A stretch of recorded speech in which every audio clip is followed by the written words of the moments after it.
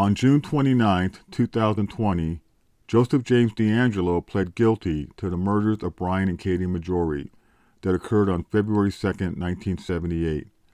Since DeAngelo's sentencing, there have been many unanswered questions surrounding this double homicide. When I heard that DeAngelo was going to plead guilty, I thought that finally we were going to get answers to these many questions. Instead, I ended up having even more questions and no answers at all. While others can finally put this case behind them, I am still seeking answers. February 2nd, 1978. The evening began like any other evening with the Maggiores taking their dog Thumper for a walk. They left the neighbor's apartment at around 8:40 p.m. and walked from Laverta Court to Malaga Way, headed southwest. According to witnesses, the Maggiores would be seen in the neighborhood regularly walking their silver gray toy poodle, and they would walk the same predictable route. Though it was February and cold, it was a clear evening. Brian was wearing a blue windbreaker over a red hooded sweatshirt, blue jeans, and tan moccasins.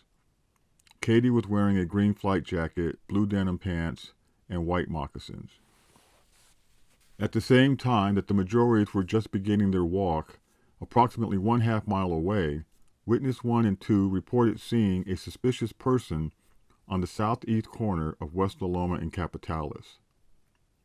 This person is possibly the same suspect later seen trotting past witness 14 shortly after the shooting. This person would be seen in this area by multiple witnesses throughout the evening, both before and after the shooting. A person whom investigators have identified as Joseph DeAngelo. This is an important point. The Maggiores crossed Malaga Way west onto Capitalis Drive. As they neared La Alegria Drive, they passed an open garage of 3 to 4 airmen off to their left on the south side of the street. The Maggiores turned right on the La Alegria, continuing their walk. There were 2 kids playing in their front yard on La Alegria, witness 3 and witness 4, as the Maggiores passed by them for the first time this evening.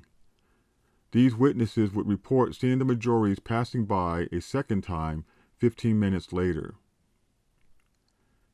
As the Maggiores neared the corner of La Alegria and West Loma, witness 5 was jogging by and said that he saw a person standing near some bushes on the corner of West Loma and La Alegria. The person was described as a white male adult with brown curly hair wearing a brown jacket. This person was seen early in the Maggiores' walk. Witness 5 left his home on Las Casas shortly before 9 p.m. and came upon this suspicious person within minutes of the jog. This person has been identified by investigators as Joseph DeAngelo. Note how early in the walk this encounter occurred. The Maggiores continued walking their normal route, heading south toward Capitalis and then east towards Malaga. But then something went wrong. As they neared the garage of airmen on Capitalis, something caused them to turn left, back onto La Alegria, instead of going east to Malaga and back home to their apartment on Laverta. I believe that what caused the Maggiores to backtrack was the presence of 2 suspicious persons at the corner of Capitalis and Malaga. These 2 suspicious persons would be seen 3 minutes later by witness 6 walking down La Gloria Way, and they were the original suspects in the murder of the Maggiores. These suspects had to come from somewhere. They were either in the garage with the other airmen, or they came from a nearby home, or they were parked in a vehicle nearby waiting for the Maggiores. I believe that these 2 suspects followed the Maggiores as they walked back down La Alegria. The 2 suspects then turned right and walked up La Gloria.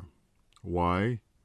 Because they knew that someone was waiting for the Maggiores at West Loma and Capitalis. They would be waiting for the Maggiores at West Loma and La Gloria in case they turned right instead of left. And that is exactly what happened. The Maggiores must have realized that the suspicious person was waiting for them at the corner of West Loma and Capitalis. It would have been the perfect place for an ambush. In 1978, there was an empty field on the west side of the street. The lack of homes meant that there would be less potential witnesses. The two kids who saw the Maggiores 15 minutes earlier said that they saw them pass by a second time that evening, and that 3 minutes after seeing them a second time, they would hear the gunshots. On the Gloria Way, witness 6 would see the two suspects walking west down La Gloria, headed toward West La Loma. They were on a collision course with the Maggiores. So instead of turning left again, the Maggiores now turned right on the West La Loma, headed toward La Gloria Way. I believe that the Maggiores first encountered their killers at the corner of West La Loma and La Gloria. Another witness, either walking or jogging by on West La Loma, most likely prevented the shooting from happening there. Instead, the two suspects followed the Maggiores as they walked down La Gloria. When the two suspects passed by witness 6's home and saw that she was no longer out front, they drew their guns. The Maggiores ran away. A shot was fired. Katie tried to enter a backyard, but the gate was locked. She ran next door.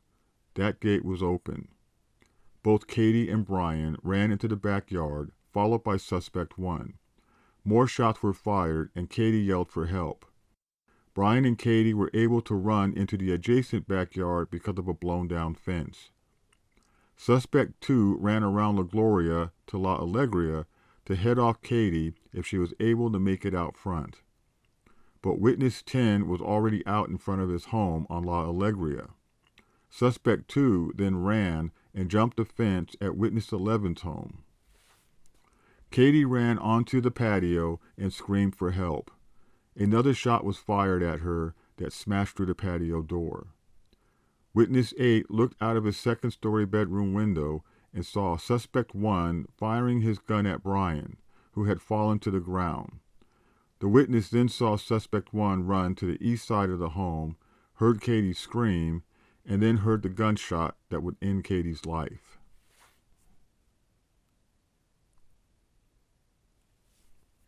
Note where all of the suspects were after the shooting. Suspect 2 had already fled the scene because of the presence of witness 10. Witness 9 walked out in front of his home. Suspect 1 scaled the fence and ran west until he saw witness 9 and 10. He turned and ran southeast down La Alegria to Capitalis.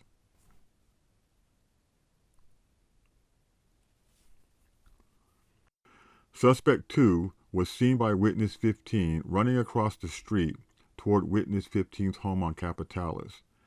Witness 15's wife heard someone scaling their fence and running across their backyard. Suspect 3, who investigators say was Joseph DeAngelo, was seen by witness 14 hurriedly walking west down Capitalis, crossing West La Loma, and entering the empty field behind the Mather Auto Drive-In. At the same time, suspect 1, the shooter of the Maggiores, was seen by witness 13 running east past her house on Capitalis toward Malaga Way with a gun in his back pocket. Suspect 2 pretty much disappeared near Bravado Way. Suspect 3 was last seen in the empty field behind Mather Auto Drive-In. A suspicious person was still seen in the area around West La Loma and Capitalis after the ambulance and police arrived on scene. Suspect 1 was seen by 2 sets of witnesses as he ran up Las Casas Way. He was last seen on Las Casas headed north toward Los Palos Drive.